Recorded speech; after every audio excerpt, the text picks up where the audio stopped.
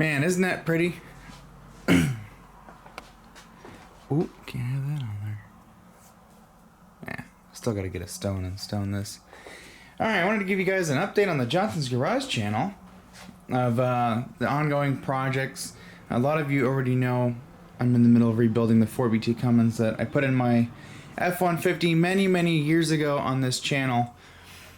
And it finally got to a point where, you know, it's leaking a bunch of oil and stuff's getting wore out. You know, it's got pretty much original cylinder head and all that fancy fun stuff.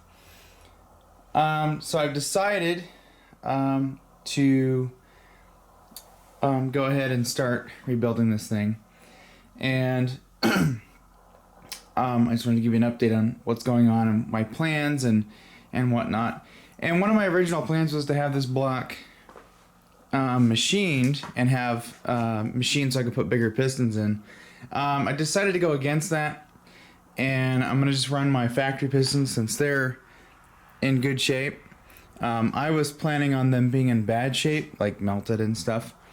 They're practically brand new, basically. And I think they're big bowl pistons, too. Let's take a look at this. Yeah, I think that's a big bowl piston. It looks like it to me, because I look at pictures of the standard bowl pistons and it looks nothing like that.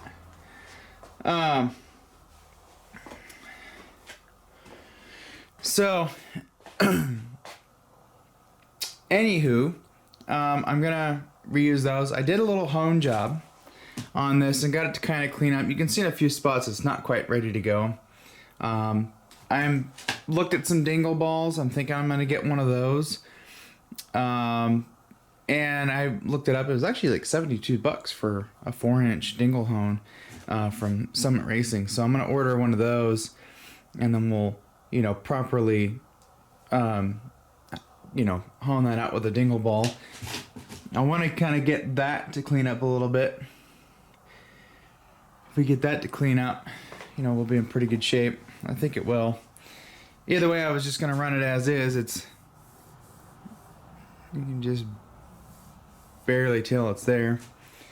Yeah, so I got some other things here.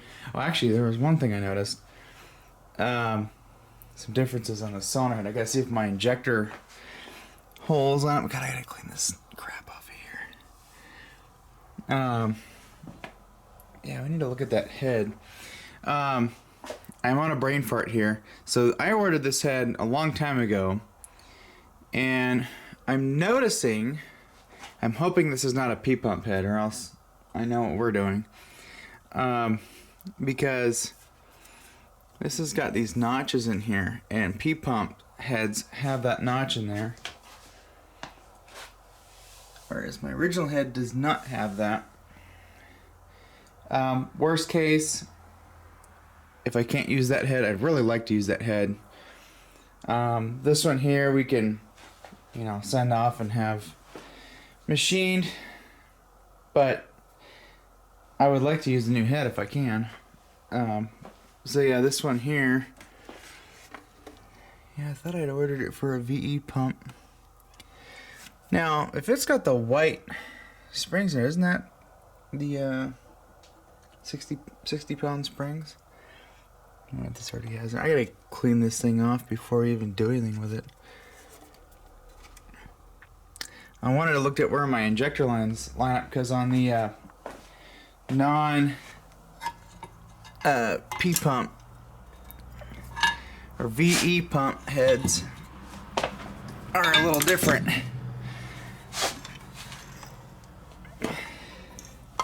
According to DeBoll's Garage, let's see,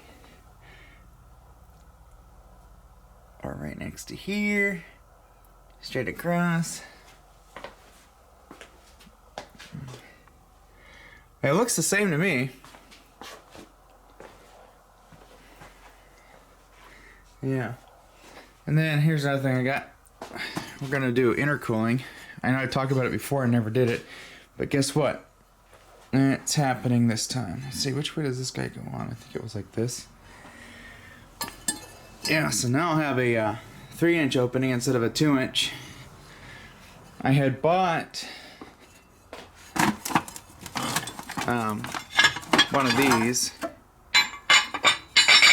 and right after I bought one of these, one of my friends on Facebook was like, "Oh, well, I got this. You can have it for 20 bucks." And I was like, "Oh, cool." This is the original one that I was using. It's actually 1 3/4 inches on the inside, and then this is 2 3/4 on the inside. So yeah, we'll get a little bit more exhaust flow out of that. Not exhaust flow, more intake. Take advantage of the big turbo that I got. Or at least that's the idea anyways. Yeah, the Boss Garage was saying a P-pump head has different alignment on the injectors, but I don't see how that's even possible. You have to completely redo the whole head. Anyways, here's the crankshaft. This is in really good shape. I'm not going to do anything with this. Everything's all nice and smooth, and there's nothing catching my fingers. So I've got new main bearings on the way. The rod bearings that I ordered, they said they were out of stock. So I've got to contact the company I went through and have them try and get me the rod bearings. I got my piston rings. These are standard piston rings. Ordered these off of eBay. But that's the company that I got it from. They seem genuine, all right. So I got those. I need to get a piston ring gapper or filer because I put one of the rings in here. This is a 4-inch bore, standard bore. Those are standard rings. I've got that one ring in here, and I had no ring gap, so I need to get a filer so I can put a little bit of a gap in there. And I need to look up the spec for this Cummins. I don't know what the stock, gap is. I could take a ring off of here and see where those are at and kind of get an idea, but those are worn down. So yeah, so I got a few things I gotta get and kind of plan out. Couple different tools. I do need to get a 1/2-inch torque wrench for some of the other stuff on here. And then I've got to send out my camshaft because I found this. You guys have probably saw that in the one video. That's all messed up. And the camshaft's got a little booger end on the side of it. It's like right here. Yeah, you see that little holiday right there? We can't have that. So I'm gonna get a stage 2 regrind on that. We'll have a nice camshaft in it.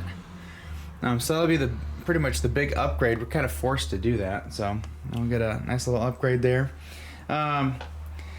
So I'm kind of at a standstill until I get some more parts and some tools before I can finish putting this together. And I got to get the rings, and everything set right. So that's going to take some time and some brain power, doing that. And then once I get my rod bearings and we got the rings set up on those pistons, then we can start, setting stuff in and at least get the rotating assembly put together. I'm going to try and find a company local for that camshaft. I was going to send it to Colt Cams, but I don't feel comfortable sending it off in the mail, especially right now with these times. So that's that. I've got another update for another truck we were working on when I started working on this channel, and then I've moved to the new channel for truck stuff. So you guys need to subscribe to that if you haven't already. Let's go outside. Oof.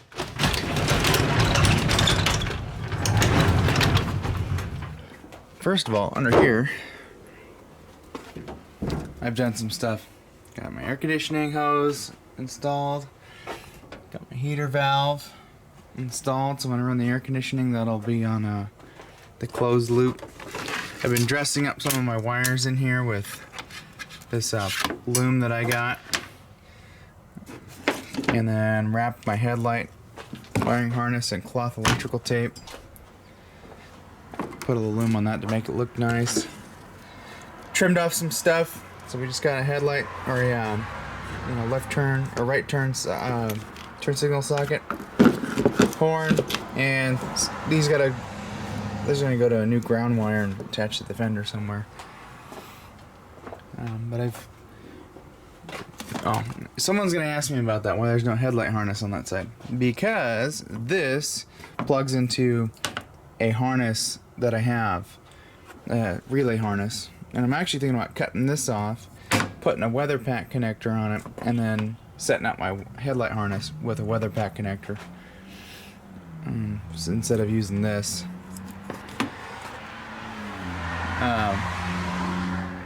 I have removed all of my old wiring for the switches and stuff that I had here. I just got rid of it all.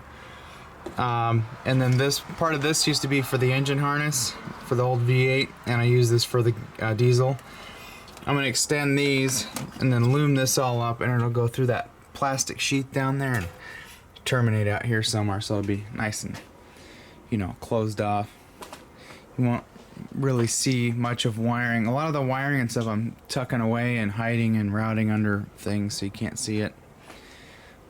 So yeah, this truck is coming along, getting rid of all the crappy wiring. This is, I think most of this I'm not reusing. All of that is what was in there, just, you know, bunched up. Well, this we gotta put back on AC there. Yeah, all that is just random crappy wiring and stupid stuff, and just gone. So this truck will be down for a few months.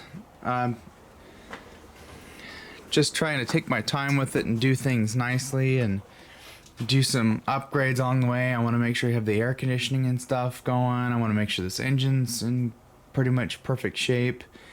You know, I want to do everything for the most part by the book.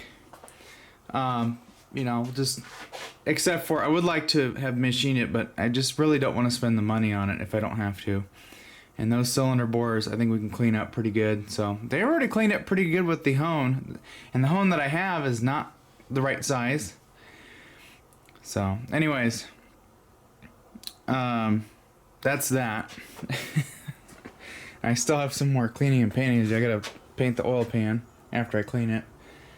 And oh, I don't know if anybody's watching that's asked me, oh, who makes your adapter plate? Oh, what a mess. This garage is always gonna be a mess. Always has, always will be. Adapter plates made by International. So is the flywheel. And International also makes the connecting rods.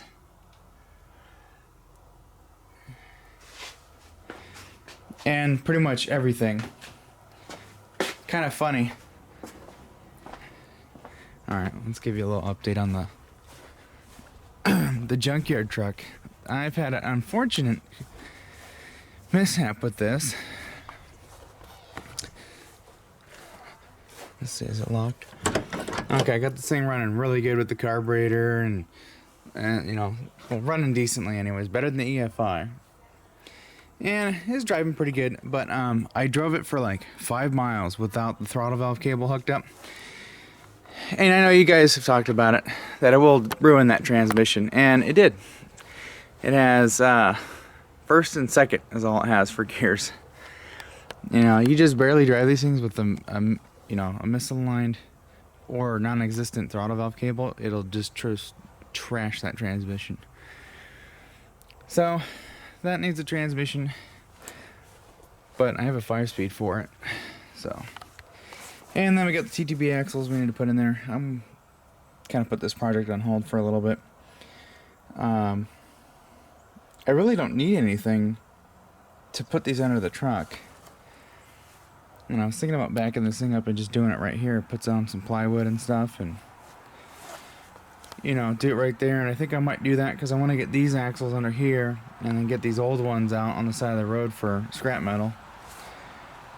So I may end up doing that here soon. Yeah. So we'll probably do that here in a little bit. I'm not sure, maybe next week or the week after. We got to do it before it starts getting rainy and nasty. But anyways, check out the new YouTube channel. Oh my god, I can't see a thing. The sun. Check out the new YouTube channel. Down, I got the link down below. And I usually post the new videos in a community post whenever a video comes out. Sometimes I don't though, but check out the channel, subscribe to it. It's all my truck content or truck related content is on that channel, and everything else that I used to do that was kind of oddball, like working on lawnmowers or something, is going to be on this Johnson's Garage channel. That's just the way it was when I first started the channel, and I'm just going to go back to that and then make a whole new channel just for my truck content. So that's kind of how I'm going to do things from now on. I was trying to keep this channel all truck stuff at the beginning of the year, but I kind of just gave up after the whole Corona thing happened, and well, after that happened, we freaking started losing money because of the Rona. And I'm not the only person affected by that. There's some other people that were affected on their income because of the Rona. Yeah. But anyways, I just thought I'd give you guys this update video, get something out for this channel. I've got a video on the Junkyard truck for BullFord82 coming up next week. I'm actually going to edit that up here in a little bit, and yeah, get that up and ready to go. So yeah, thank you guys for watching and supporting the channel. I'll catch you guys next time. Thanks for watching.